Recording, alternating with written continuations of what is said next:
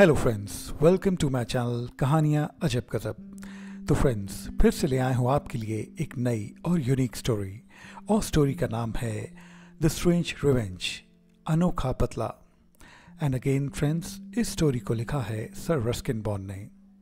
Friends, अगर आपने अभी तक मेरे चैनल को सब्सक्राइब नहीं किया है तो प्लीज़ मेरे चैनल को सब्सक्राइब कीजिए, लाइक शेयर और कमेंट करना भी ना भूलें। तो friends, let's start with the strange revenge, अनोखा बदला।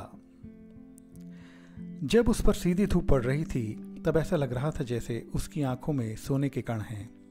और जब सूरज आसमान के सीने पर बड़ा सा लाल घाव कर पहाड़ों के पीछे छुपा था तब बिनिया की आंखों में सुनहरी रंगत के अलावा और भी कुछ होता था।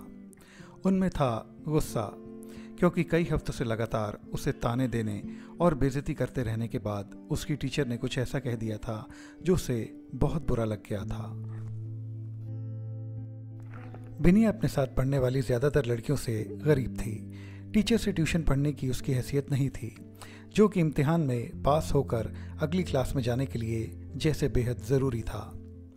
तुम्हें 9वीं में 1 साल और रहना पड़ेगा, मैडम ने कहा, और अगर तुम यह नहीं चाहती तो दूसरा स्कूल ढूंढ लो।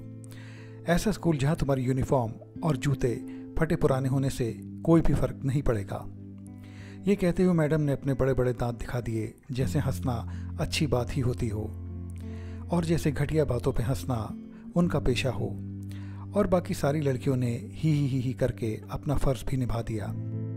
मैडम के इस निजी कन्या विद्यालय में चापलूसी भी जैसे पढ़ाई लिखाई का हिस्सा बन गई थी। विद्यालय से घर जाते समय बिनिया की 2 सहेलियों ने भी उससे ऐसी बातें की जैसे उन्हें उस पर तरस आ रहा हो। बड़ी ही दुष्ट बुढ़िया है, उषा बोली। अपने सिवा किसी का ख्याल नहीं रहता उसे। जब हंसती है तो लगता है जैसे गंधी देख रही हो, सुनीता ने कहा, जो ज्यादा सीधा सीधा बोल रही थी। लेकिन बिनिया वास्तव में किसी की सुन ही नहीं रही थी। उसकी आंखें कहीं दूर टिकी थीं, जहां काले काले साए जैसे दिखाई देते चीड़ के पेड़ों के बीच से नजर आते अंधियारे आसमान में पल पल उजाला फैल रहा था। चांद निकल रहा था, पूनम का चांद, जो बिनिया के लिए खास मायने रखता था, जिसके उगने से उसके खून में सनसनी सी पैदा होती थी। उसके सारे शरीर में रोंगटे खड़े हो जाते थे। उसके बालों में एक अलग चमक पैदा हो जाती थी, जिनसे चिंगारियां सी निकलने लगती थीं। जब वह पहाड़ी पगडंडी पर चलती थी तो ऐसा लगता था जैसे उसके कदमों से ज़मीन पर कोई बोझ ही न पड़ रहा हो और उसके दुबले पतले हाथ पैरों की मांसपेशियां हरकत करती हुई अलग अलग सी नज़र आने लगती थीं। रास्ते में जब एक दोराहा आया तो वह अचानक ही अपनी सहेलियों को छोड़कर चल दी। मैं जंगल वाले छोटे रास्ते से जा रही हूँ, वह बोली। उसकी सहेलियों को अचानक उसके रंग ढंग में बदलाव आने की आदत पड़ चुकी थी। उन्हें मालूम था कि अंधेरे में अकेले होने पर भी बिनिया को डर नहीं लगता था, लेकिन उसके रंग ढंग बदलते देख वह कुछ परेशान हो जाती थी और अब वह सुनसान रास्ते पर एक दूसरे का हाथ थामे अपने घर की ओर तेज कदमों से चल पड़ी थी। पर बिनिया तो अकेली ही उस रास्ते पर चली जा रही थी। जंगल के अंधेरे रास्ते पर चलती बिनिया देवदार के अंधियारे जंगल से गुजरी। देवदार की ऐंठी हुई डालों के टेढ़े मेढ़े साए रास्ते पर पड़ रहे थे। एक सियार ने चांद की ओर मुंह करके पुकारा। झाड़ियों में से नाइटजार ने आवाज लगाई। बिनिया तेजी से चल रही थी, डर की वजह से नहीं बल्कि इसलिए क्योंकि उसे जल्दी थी। तेज और उथली सांसें लेती। जब वह बस्ती के एक छोर पर अपने घर पहुंची तो पहाड़ चांदनी के उजाले में पूरी तरह नहाए हुए थे। खाना पीना छोड़ वह सीधे अपने छोटे से कमरे में गई और एक झटके में खिड़की खोल दी। खिड़की के मुडेर पर सरकते हुए आती चांदनी की किरणें उसकी बाहों पर भी पड़ रही थी, जो सुनहरे बालों से ढक चुकी थी। उसके मजबूत नाखूनों से खिड़की के मुंडेर की गली हुई लकड़ी में खरोंचें आ गईं। पूंछ लहराते और कान खड़े कर पीला भूरा सा तेंदुआ तेजी से खिड़की से निकला और घर के पिछवाड़े खुले मैदान को पार कर सायों के बीच कहीं गुम हो गया। कुछ देर में वह चुपचाप जंगल के बीच से चला जा रहा था। हालांकि टीन की छत वाले मकानों से भरी बस्ती पर चांदनी खिली हुई थी, लेकिन तेंदुए को मालूम था कि कहाँ कहाँ साए सबसे ज्यादा गहरे हैं और तेंदुए ने बड़ी सफाई से इन सायों की आड़ में अपने आप को छुपाए रखा था। बीच बीच में गहरी सांस लेने से हल्की सी खांसी जैसी आवाज के सिवा और कोई आवाज नहीं हो रही थी। अब दूसरी ओर बिनिया की हेड मिस्ट्रेस यानी कि वो मैडम जिसने बिनिया को स्कूल से निकलने के लिए कहा था। मैडम किटन क्लब के नाम से मशहूर महिलाओं के क्लब से खाना खाकर लौट रही थीं, जो पतियों के क्लब जाने के जवाब में औरतों का एक अपना तरीका था।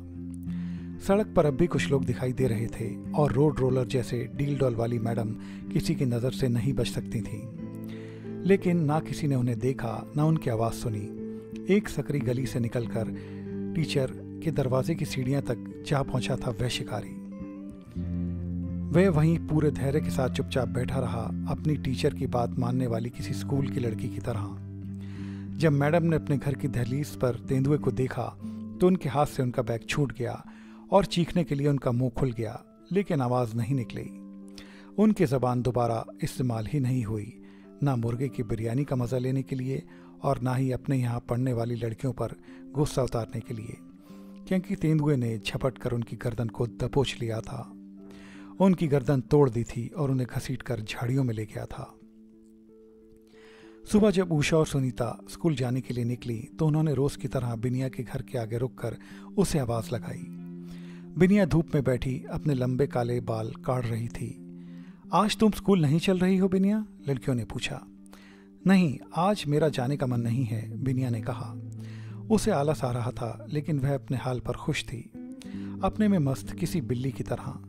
मैडम नाराज होंगी, उषा ने कहा। क्या हम उनसे कह दें कि तुम्हारी तबीयत ठीक नहीं है?